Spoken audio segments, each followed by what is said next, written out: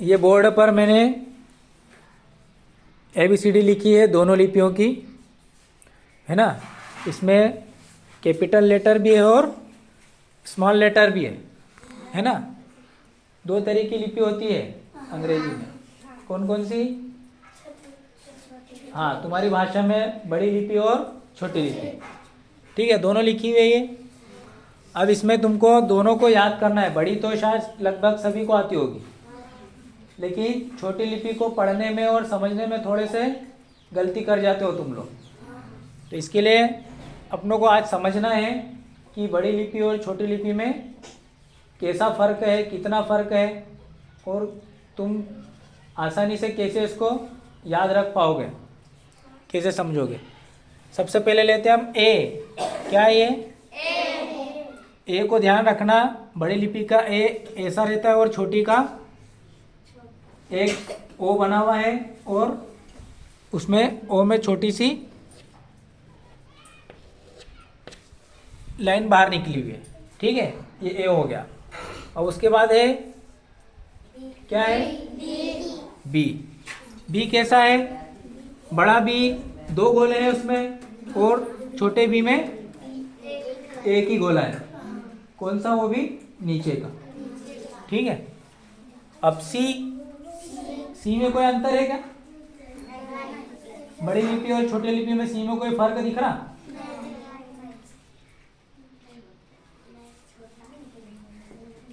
रीता, बड़ी लिपि और छोटे लिपि का जो सी है उसमें क्या फर्क है बेटा?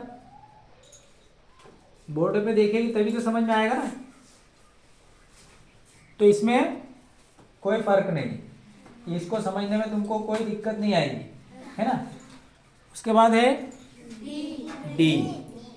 डी बड़ी लिपि का ऐसा होता है और छोटी लिपि का डी कैसा बना हुआ आता है? इसको देखने के लिए जो बी है छोटी लिपि का, उसका उल्टा डी बनता है, ये ध्यान रखना। छोटी लिपि का जो बी है उसका उल्टा डी बनेगा, ये ध्यान रखना। और उसके बाद आ जाओ ई। ई भी आसान है, समझने में तुमको दिक्कत नहीं आएगी। क्यों? क्योंकि बड़ी लिपि के ई में 3 लाइनें बनी हुई हैं और छोटी लिपि में जो ऊपर की एक लाइन थी उसको गोल घुमाकर इससे मिला दिया और थोड़ा सा घुमावदार बना दिया है, तो ये बन गया ई, है ना। इसको भी समझ जाना आसानी से। फिर अब उसके बाद आता है एफ। एफ बड़ी लिपि का एकदम सीधी लाइनें बनी हुई है उसमें, और छोटी लिपि में ऊपर की जो लाइन थी उसको सीधी ना करते हुए ऐसा घुमा दिया, तो ये बन गया एफ। बाकी तो सेम है ना।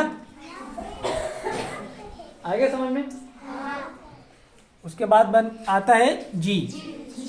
जी बड़ी लिपि का ऐसा है और छोटी लिपि का जी कैसा बनेगा? घुमावदार, है ना। इसको याद रखना, जो घूमकर लाइन घूमकर वापस उसी से मिल रही हो वो जी है ना। अब एच। एच भी पता है तुमको कैसा है? बड़ा एच एकदम सीधा बना हुआ है और छोटा एच थोड़ा सा इसमें घुमा दिया है, यहाँ की लाइन हटा दी है और बाकी ये डंडा बड़ा ही है, ठीक है।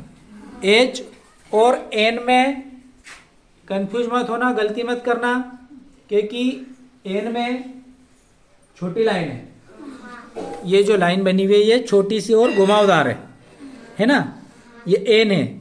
और एच में क्या है? ये लाइन बड़ी है और सीधी है। इसका फर्क आसान लगा इसका फर्क दोनों को समझने में। भाई एक तो एच में क्या है? लाइन बड़ी है और घूमी भी नहीं है, और एन में छोटी लाइन है और घूमी हुई है, तो उसको एन पढ़ेंगे।